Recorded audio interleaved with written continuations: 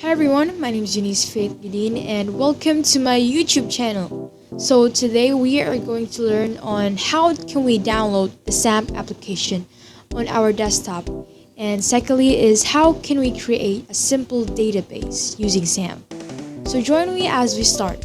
The first thing that you're going to do is you need to go to your browser and to search for XAMPP. Just type it in there and search for the XAMPP. And then it's going to lead you to here, and you need to click on the first link over there that says XAMPP installer. And next you're going to choose which one of these three, and in my case I'm using Windows, so I'm going to choose XAMPP for Windows. Afterwards it's going to lead you to this other tab in which it indicates that it's now downloading the XAMPP application. As you can see here on the top left, it's downloading.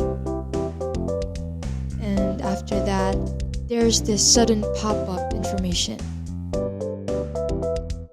We're just going to press OK and proceed on clicking next.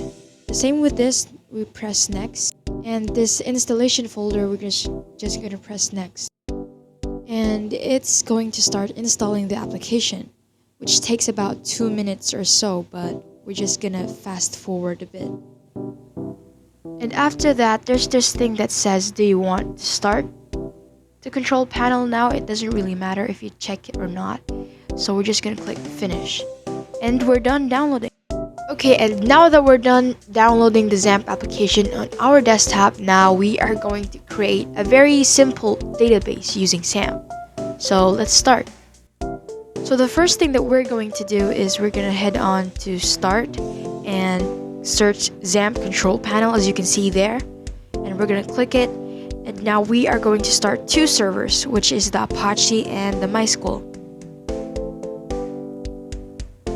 So we're just going to press this, and as you can see, the Apache server is now starting, and we're also going to do the same thing with the MySQL. We're going to press that, and we're done. So now we're going to start creating our database. So the first thing you need to do is go to our browser and search their local host. After that, it's going to lead you to this, which basically means that if the XAMPP application is installed in your system, it's going to lead you to this window after searching in localhost. Next, we're going to click on PHP My Admin, and we are going to click on New to create database. And as you can see there, it says create database, and so we're going to give our database a name. In my case, it's going to be about student information, so we're just going to put in there the name of our database as student. And we're going to click create. After that, we're going to create new table. And now we're going to put in our table name, which is, we are going to choose student info, and we're also going to choose the size of our columns. So it says here the number of columns, so you can decrease it or increase it as much as you want. So in our case, we're going to choose 4 columns and press on create, which will lead us to this. So we're just going to proceed on, and we are going to type in student name. Next is the type, and we are going to choose varchar.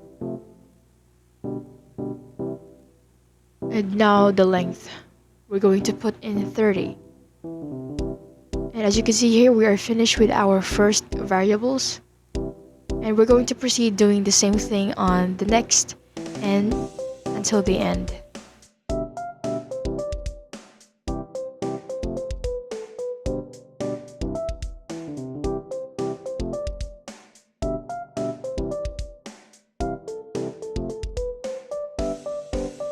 After we're done filling in the blanks, we're just gonna press save. And we're done. We just created our very simple database. Okay guys, now that we're done downloading the XAMPP application and we created a simple database using XAMPP, our next discussion is gonna be about the ACM standards and the issues in computing. What is the ACM origin? Now, the Association for Computing Machinery was founded as the Eastern Association for Computing Machinery at a meeting at Columbia University in New York on September 15, 1947, by a bunch of scientists and mathematicians. Now, what does the ACM stand for? ACM stands for Association for Computing Machinery, a global scientific and educational society for computing, with the mission to advance computing as a science and profession. Now, what does ACM do? First, it promotes standards. Second, supports professional growth. Third, publishes research. And lastly, unites professionals majoring in this field. Next is the ACM Code of Ethics and Professional Conducts, or the ACM Standards, which means the code. It expresses the conscience of the profession. And we have 4 codes that needs to be upheld. The first one is General Ethical Principles, which states that a computing professional should contribute to society and to human well-being, acknowledging that all people are stakeholders in computing. Next is Professional Responsibilities, saying that a computing professional should strive to achieve high quality in both the processes and products of professional work. Next, we have Professional Leadership Principles. Ensures that the public good is the central concern during all professional computing work. Lastly is the compliance with the code. A computing professional should uphold, promote, and respect the principles of the code. And now we're moving on to our last lesson, which is the issues of computing. The first one that we have is privacy. Privacy because protecting personal information is important, and data breaches can expose sensitive user data. Second, we have environmental impact. Data centers require a lot of energy to function, which can have a negative environmental impact.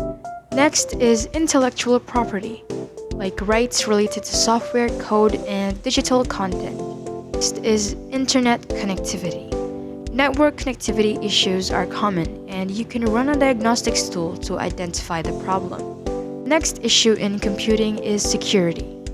Security issues can be difficult to recognize as they can be similar to everyday computer quirks. Lastly, we have ethical concerns. Ethical concerns include those around artificial intelligence and automation. And that is all for today's lesson, guys. Now, thank you for listening and learning with me today. Now, don't forget to leave a comment, like, and click that subscribe button for more content. And keep up with the following. Goodbye.